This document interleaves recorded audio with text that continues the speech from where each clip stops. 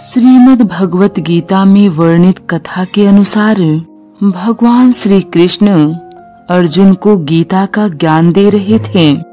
अर्जुन ने भगवान श्री कृष्ण से पूछा कि हे त्रिलोकीनाथ, आप आवागमन अर्थात पुनर्जन्म के बारे में कह रहे हैं। इस संबंध में मेरा ज्ञान पूर्ण नहीं है। यदि आप पुनर्जन्म की व्याख्या करें तो कृपा होगी।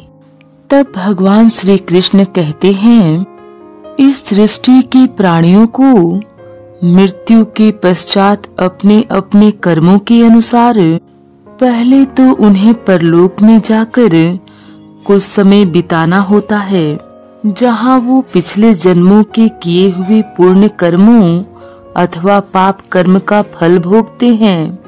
फिर जब उनके पुण्यों और पापों के अनुसार सुख दुख को भोगने का हिसाब खत्म हो जाता है, तब वो इस मृत्यु लोक में फिर से जन्म लेते हैं। इस मृत्यु लोक को कर्म लोक भी कहा जाता है, क्योंकि इसी लोक में प्राणी को वो कर्म करने का अधिकार है जिससे उसकी प्रारब्ध बनती है। तब अर्जुन पूछते हैं कि हे केशव, हमारी धरती को मृत्यु लोक क्यों कहा जाता है? तब भगवान श्री कृष्ण कहते हैं, क्योंकि हे अर्जुन, केवल इसी धरती पर ही प्राणी जन्म और मृत्यु की पीड़ा सहते हैं। तब अर्जुन पूछते हैं, अर्थात दूसरे लोकों में प्राणी का जन्म और मृत्यु नहीं होती?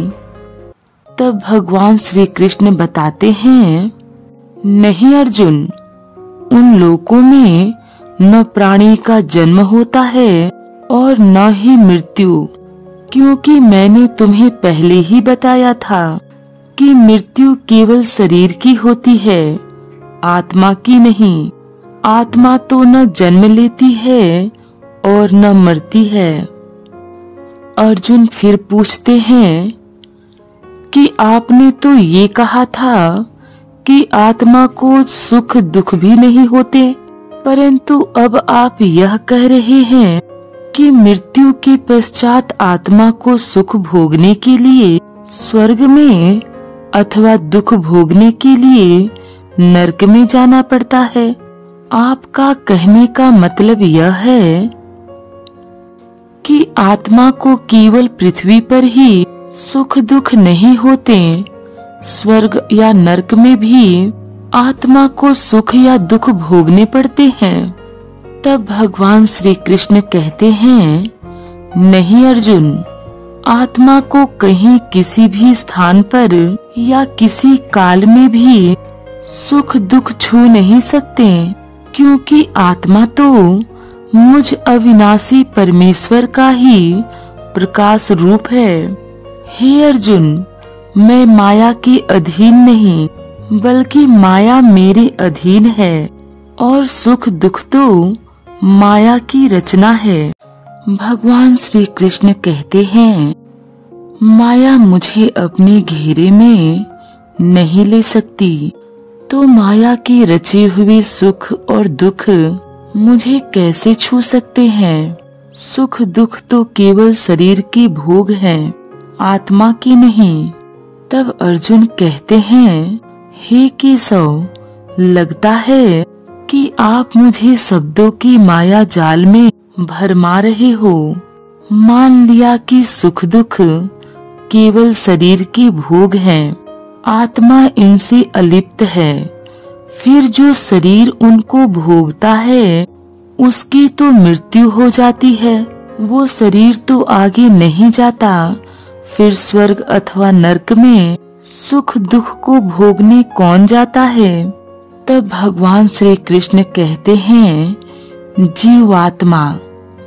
तब अर्जुन पूछते हैं, यह जीवात्मा क्या है केशव?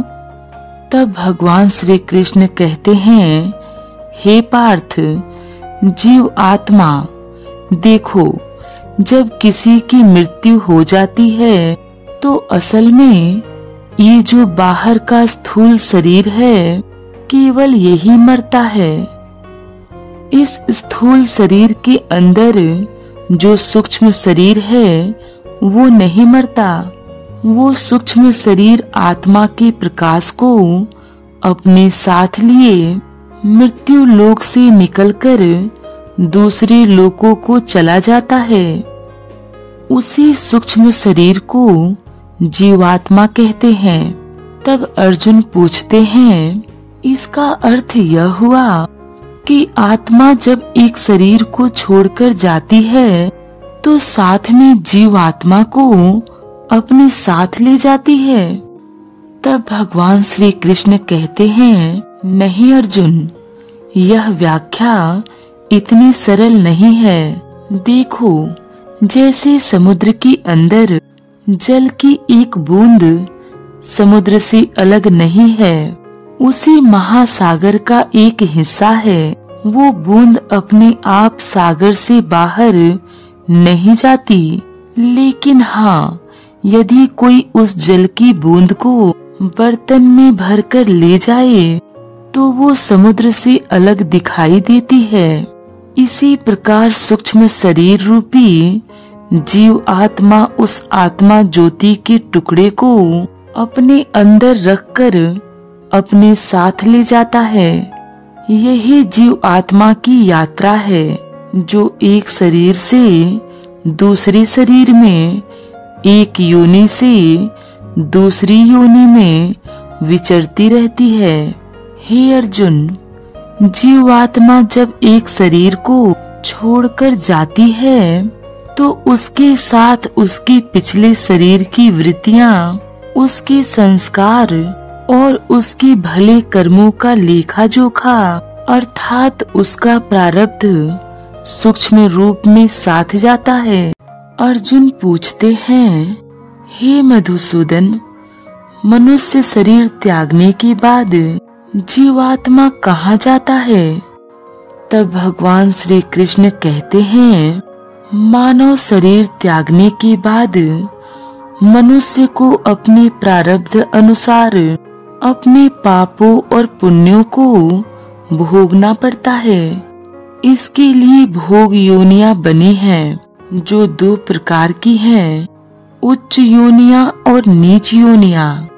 एक पुण्य वाला मनुष्य की जीवात्मा उच्च योनियों में स्वर्ग में रहकर अपने पुण्य भोगती है और पापी मनुष्य की जीवात्मा नीच योनियों में नरक में रहकर अपने पापों को भोगती है। कभी ऐसा भी होता है कि कई प्राणी स्वर्ग नरक का सुख दुख पृथ्वी लोक पर ही भोग लेते हैं। यह सुनकर अर्जुन पूछते हैं, इसी लोक में? वो कैसे? तब भगवान श्री कृष्ण कहते हैं, इसे तुम यूं समझो अर्जुन कि जैसे कोई संपन्न मनुष्य है, महल में रहता है, उसकी सेवा के लिए दास दासियां हर समय खड़ी हैं। उसका एक इकलौता जवान बेटा है, जिसे वो संसार में सबसे अधिक प्रेम करता है और अपने आप को संसार का सबसे भाग्यशाली मनुष्य समझता है। परंतु एक दिन उसका जवान बेटा किसी दुर्घटना में मारा जाता है। दुखों का पहाड़ उस पर टूट पड़ता है। संसार की हर वस्तु उसके पास होने के बावजूद भी वो दुखी रहता है और मरते दम तक अपने पुत्र की मृत्यु की पीड़ा से मुक्त नहीं होता। तो अपने पुत्र के जवान होने तक उस मनुष्य ने जो सुख भोगे हैं वो स्वर्ग के सुखों की भांति थे, और पुत्र की मृत्यु के बाद उसने जो दुख भोगे हैं वो नरक के दुखों से बढ़कर थे। जो मनुष्य को इसी तरह इसी संसार में रहकर भी अपने पिछले जन्मों के सुख और दुख को भोगना पड़ता है। तब अर्जुन पूछते हैं कि हे मधुसूदन, अब यह बताइए कि मनुष्य अपने पुण्यों को किन किन योनियों में और कहाँ भोगता है। तब भगवान श्री कृष्ण कहते हैं, पुण्यवान मनुष्य अपने पुण्यों के द्वारा किन्नर, गंधर्व अथवा देवताओं की योनियां धारण करके स्वर्ग लोक में तब तक रहता है जब तक उसके पुण्य क्षीण नहीं हो जाते। यह सुनकर अर्जुन को आश्चर्य हुआ। अर्थात तब भगवान श्री कृष्ण कहते हैं, अर्थात यह कि प्राणी के हिसाब में जितने पुण्य कर्म होते हैं उतनी ही देर तक उसे स्वर्ग में रखा जाता है। जब पुण्यों के फल की अवधि समाप्त हो जाती है तो उसे भी पृथ्वी लोक में वापस आना पड़ता है और मृत्यु लोक में पुनर्जन्म धारण करना पड़ता है। तब अर्जुन पूछते हैं, परंतु स्वर्ग लोक में मनुष्य के पुण्य क्यों समाप्त हो जाते हैं? वहाँ जब वो देव योनि में होता है तब तो अवश्य ही अच्छे कर्म करता होगा, उसे इन अच्छे कर्मों का पुण्य तो प्राप्त होता होगा। तब भगवान श्री कृष्ण कहते हैं, नहीं अर्जुन, उच्च योनि में देवता बनकर प्राणी जो अच्छे कर्म करता है या नीच योनि में जाकर प्राणी जो क्रूर कर्म करता है, उन कर्मों का उसे कोई फल नहीं मिलता। तब अर्जुन पूछते हैं, ऐसा क्यों? तब भगवान श्री कृष्ण कहते हैं, क्योंकि वो सब भोग योनियां हैं, वहाँ प्राणी केवल अपने अच्छे बुरे कर्मों का फल भोगता है। इन योनियों में किए हुए कर्मों का पुण्य अथवा पाप उसे नहीं लगता। हे पार्थ, केवल मनुष्य योनि में ही किए हुए कर्मों का पाप या पुण्य होता है, क्योंकि यही एक कर्म योनि है।